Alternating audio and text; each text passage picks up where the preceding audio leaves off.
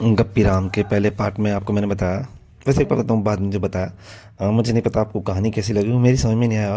मैंने बोला था हंसी है, कुछ लोगों को बिल्कुल बकवास लगी होगी, कुछ समझ में नहीं आया होगा। इसमें इतनी गप हैं, इतनी उल्टी पुल्टी गप हैं इस कॉमिक में, कुछ लोगों को हो सकता है हंसी आई हो। और जैसी भी कॉमिक है, ठीक है। अब इसका अगला पार्ट बता रहा हूँ। पहली कॉमिक मैंने बताया था गप्पी राम में, ये एक हीरा पहलवान है, वो मोती पहलवान से लड़ने के लिए निकलता है।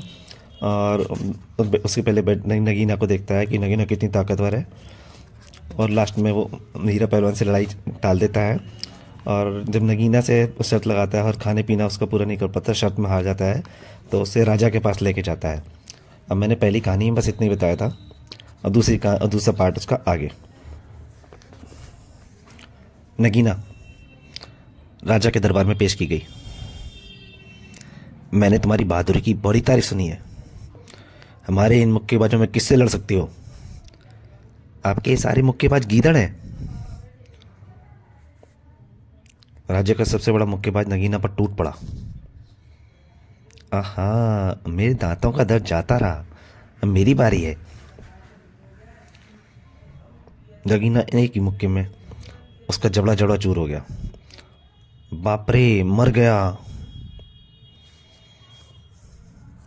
अचानक शोर मच गया, भागो भागो पागल हाथी। पागल हाथी जान माल को रौंदते हुए राजमहल की ओर आ रहे थे।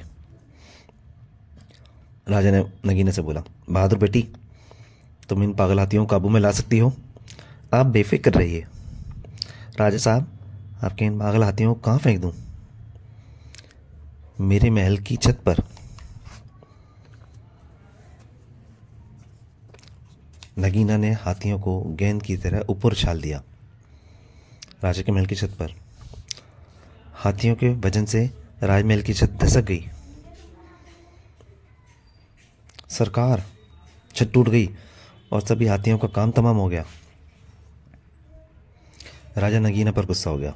नगीना, तुमने मेरा बड़ा नुकसान किया है। आप ही ने कहा था हाथियों को छत पर फेंक दो। सरकार, इन भारी भरकम हाथियों को हटाना पाना हमारे वश की बात नहीं है।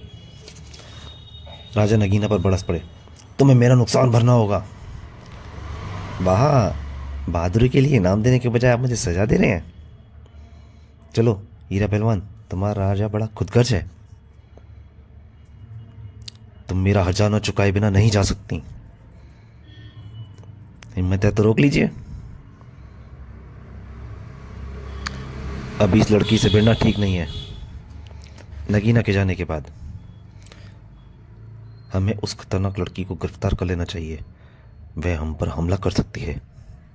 हाँ सरकार, वह हमें चोट पहुंचा सकती है।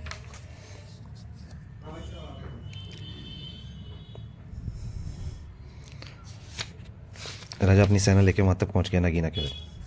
नगीना ने दूर से देख लिया। ये राजा और सिपाही किस लिए आ रहे हैं? कहिए राजा साहब, कैसे आना हुआ? तुम एक खतरनाक लड़की हो, हम तुम्हें गिरफ्तार करेंगे। अपना भला चाहते हैं तो वापस चले जाइए। बदतमीज लड़की, इसे गिरफ्तार कर लो। राजा को नगीना ने फुर्ती से अपनी कांख में दबा लिया और सिपाहियों को गेंद की तरह उछालने लगी। सिपाही मैदान छोड़कर भाग खड़े हुए। तुमने मेरे उपकार का बदला अपकार से दिया है, अब तुम्हारे राज्य की मालकिन मैं बनूंगी। मुझे अफसोस है। राजा के राज्य में नगीना ने अपने नाम का डंका बजवा दिया। आज से राज्य के मालकिन महारानी नगीना होंगी। राज्य की जनता ने नगीना का भरपूर स्वागत किया। बहादुर नगीना जिंदाबाद, बहादुर नगीना जिंदाबाद, कायर राजा मुर्दाबाद।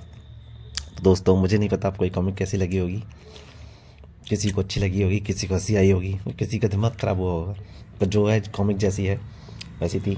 पर प्लीज़, मुझे आपको अगर अच्छी लगे तो लाइक ज़रूर कीजिएगा, ताकि आगे से आगे और अच्छी कॉमिक डालने की कोशिश कर सकूं। धन्यवाद।